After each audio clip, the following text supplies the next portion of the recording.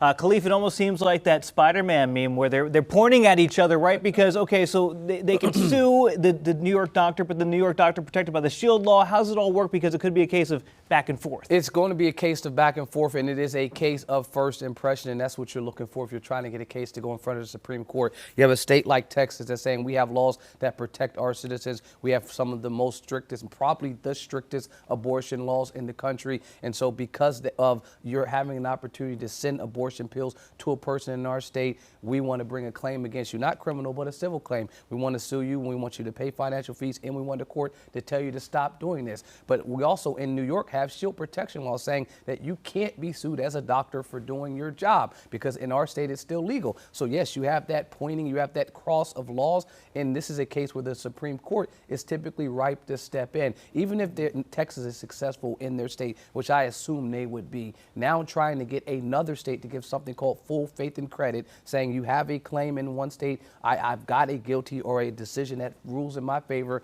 Now next state, uphold that same decision, hold them accountable. Typically that would happen if there isn't a shield law that's protecting that to happen in that state. So when Texas goes to New York and knocks on their door and say, hey, we have this judgment, grant us some type of relief, New York is going to ignore them or, take no action.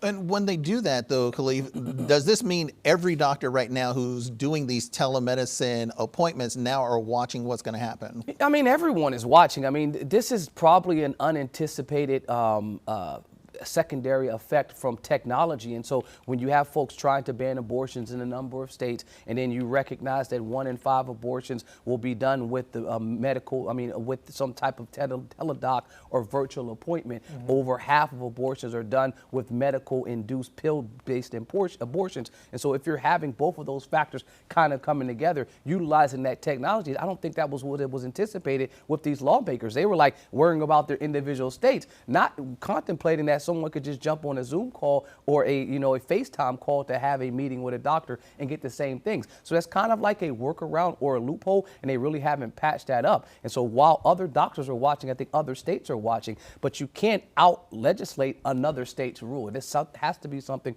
from the national level. It has to be either some court of appeals, but even that wouldn't help because that will be regional. So it has to be the Supreme Court.